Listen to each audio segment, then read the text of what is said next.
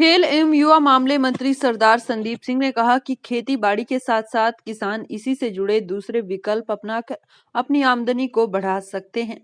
सरकार प्रयास कर रही है कि खेती के साथ किसानों को आधुनिकता की तरफ मोड़ा जाए ताकि उनकी आमदनी बढ़ सके।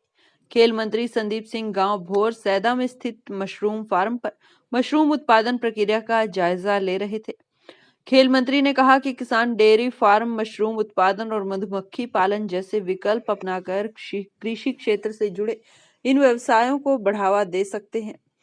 सरकार ने किसानों के लिए कई तरह की योजनाएं शुरू की हैं। इनके तहत किसानों को अपने खेतों में प्रोसेसिंग यूनिट स्थापित करने के लिए प्रशिक्षण व लोन आदि देने की व्यवस्था सरकार द्वारा की गई है। इतना ही नहीं, सरकार किसानों को भारी मात्रा में ऐसे कृषि से जुड़े कारखाने स्थापित करने के लिए सब्सिडी भी उपलब्ध करा रही है।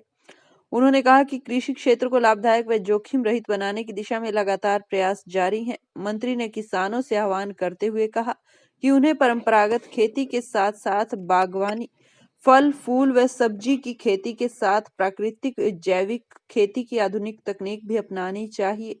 किसान रासायनिक उर्वरकों व कीटनाशक दवाइयों का अंधाधुंध प्रयोग न करें, इससे भूमि की उर्वरक शक्ति कम होती है। किसान ऑर्गेनिक खेती करें। प्रगतिशील मशरूम उत्पादक किसान हरपाल बाजवा ने बताया कि उनकी यूनिट को खड़ा करने में सरकार का खासा योगदान रहा है। अब वे विदेशों तक मशरूम सप्लाई करते हैं। होटल इंडस्ट्री में भी मशरूम की काफी डिमांड है। इस यूनिट के स्थापित होने से आसपास के गांव में महिलाओं को भी रोजगार मिला है। दर्जनों महिलाएं इस यूनिट में रोजगार के तौर पर काम कर रही हैं और इसके अलावा वे अपने घर में भी पराली से शेड बनाकर मशरूम का उत्पादन कर रही हैं। यदि सरकार चाहे तो आसपास के किसानों को प्रशिक्षण देने के लिए पूरी तरह से तैयार है। इससे पूर्व उन्होंने गांव मुकीमपरा में और गांव भोर सैदा में आयोजित कार्यक्रम में कार्यकर्ताओं से मुलाकात की। ग्रामीणों की तरफ से खेल मंत्री के समक्ष मुकीमपुरा से टकोरन और मुर्तजापुर से छैलों तक सड़क बनाने के साथ साथ गांव की गली को पक्का करवाने की मांग भी रखी गई। पिहोवा से गगन सांगर की रिपोर्ट।